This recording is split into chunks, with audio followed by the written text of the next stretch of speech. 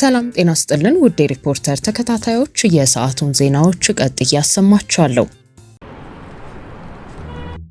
ለጉብኝት የመጣው ልዑል በነፃነት ተንቀሳቅሶ የጉብኝት ጊዜውን ማሳለፍ ፈልጓል። ጥሬ ገንዘብ የመያዝ ስጋቱ፣ የክፍያ መንገዶቹ አለመመቸት አሳስቦታል።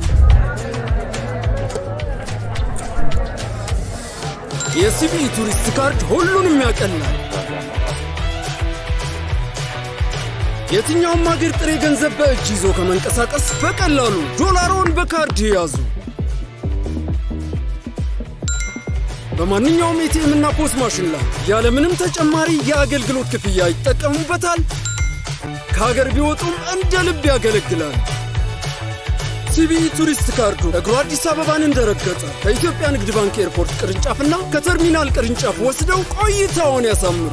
የኢትዮጵያ ንግድ ባንክ ሁሌም የሚተማመኑበት ባንክ። የኢህአዴግ ስርዓት የተሳሳተ የፕሮጀክት አመራር የፈጠረውን ዕዳ አሁንም ለመክፈል ተገደናል ሲሉ ዶክተር ብሩክ ታዬ ገለጹ።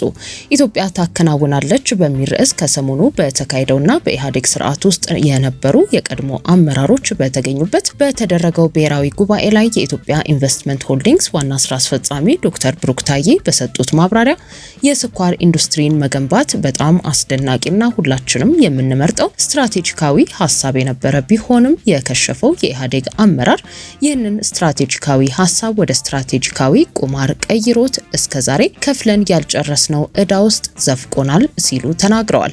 በኢህአዴግ የስልጣን ዘመን ፕሮጀክቶች ላይ የመንግስት ሚና በከፍተኛ ሁኔታ ሰፍቶ እንደነበር የተገለጸ ሲሆን የኢህአዴግ የዘመናዊነት አመክንዮ በግብርና መር ኢንዱስትሪ ልማት ላይ የተመሰረተና የመንገዶች፣ የኃይል አቅርቦት፣ ዩኒቨርሲቲዎችና የኢንዱስትሪ ፓርኮች ልማትም የዚሁ መዋቅራዊ ሽግግር ዋነኛ ምሰሶዎች ነበሩ። በመንግስት የልማት ድርጅቶች የሚመራው ከፍተኛ የሀገር ውስጥና የውጭ ብድር ግዙፍ የመሰረተ ልማት ግንባታዎችን ቢያስፋፋም በተመሳሳይ መልኩ ሀገሪቱን ለከፍተኛ የፊስካልና የገንዘብ አደጋ አጋልጧታል ያሉት ዶክተር ብሩክ ማሳያ ባደረጉት የኩራዝ 1 ስኳር ፋብሪካ ፕሮጀክት ብቻ 65 ቢሊዮን ብር ወይንም 1.1 ቢሊዮን ዶላር ወጪ ተደርጎ እስካሁን አልተጠናቀቀም ብለዋል። ለተመሳሳይ የስኳር ዘርፍ ልማት 144 ቢሊዮን ብር ወይንም 2.1 ቢሊዮን ዶላር የውጭ ዕዳ ተሸክመናል ሲሉም አክለዋል። ይህ የዕዳ ጉዳይ በውጭ ብድር ብቻ የሚገለጽ ሳይሆን ወደ ሀገር ውስጥ የባንክ ዘርፍም የተሻገረ ሲሆን በተለይም የኢትዮጵያ ንግድ ባንክ ከፍተኛ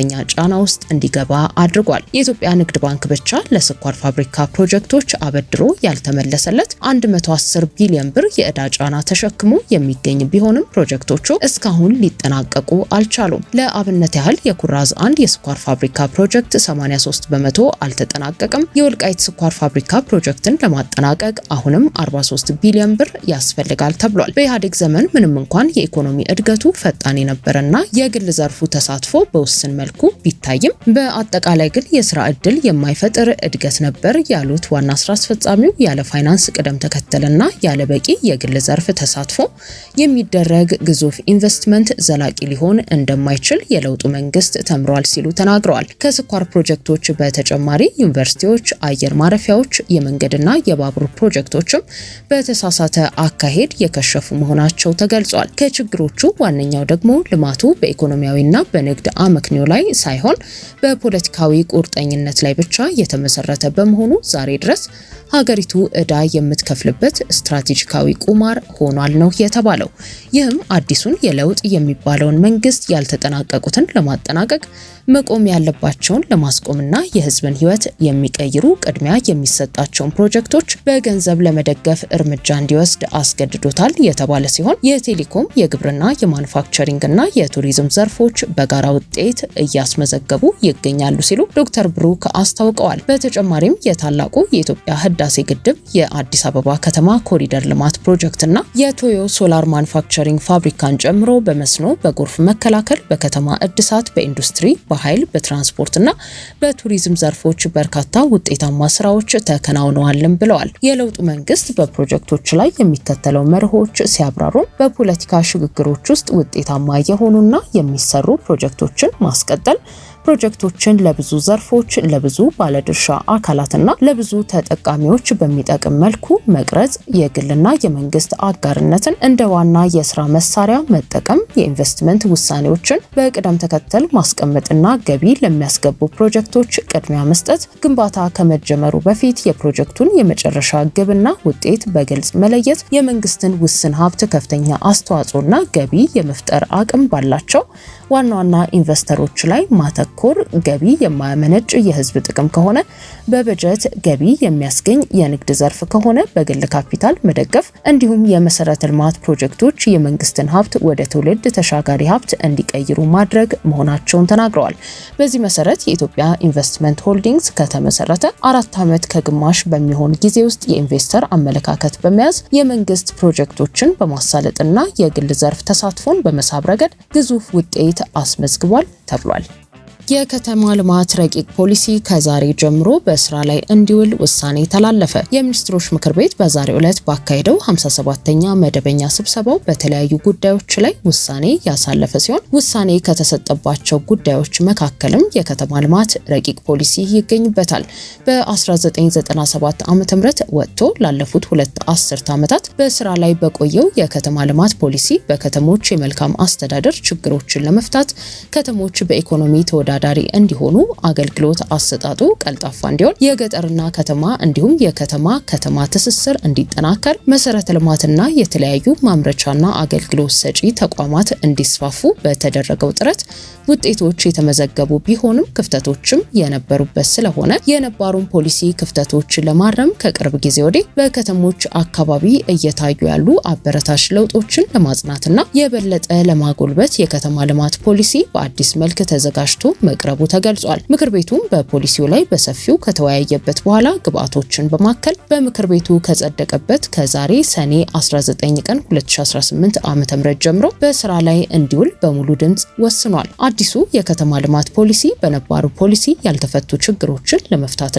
አዳዲስ ክስተቶችን ለማካተት ያለመ እንደሆነ በረቂቅ ፖሊሲ ሰነዱ የተጠቀሰ ሲሆን በነባሩ ፖሊሲ አልተፈቱም ተብለው ከተዘረዘሩት ችግሮች መካከል ከግብርና ወደ ኢንዱስትሪ መር ኢኮኖሚ የሚደረገውን መዋቅራዊ ሽግግር ደካማ መሆን፣ የከተሞች ከቁጥጥር ውጪ መለጠጥና በፕላን የመመራት ውስንነት፣ ሰፊ የቤት እጥረት፣ ከተሞችን የማይመጥኑ ቤቶች፣ የከተሞች እድገት አለመመጣጠን እንዲሁም የከተማ የምግብ ዋስትናና ሴፍቲኔት ውስንነት የሚሉት ይገኙበታል። ከተሞች እርስ በርስ መተሳሰር እንዲችሉ በማድረግ በተዋረዳዊ ስርዓት በፕላን እንዲመሩ የሚያስችል መሆኑም ተመልክቷል። ምክር ቤቱ በዛሬው መደበኛ ስብሰባው ከ600 ሚሊዮን ኤስዲአር በላይ የፋይናንስ ድጋፍና የብድር ስምምነቶች ላይ የተወያየ ሲሆን 3ቱ የብድር ስምምነቶች ከሀገሪቱ የብድር ፖሊሲ ጋር የሚጣጣሙ መሆናቸውን በማረጋገጥ የብድር ስምምነት ማጽደቂያ ረቂቅ አዋጆቹ ለሕዝብ ተወካዮች ምክር ቤት እንዲተላለፉ በሙሉ ድምጽ ወስኗል።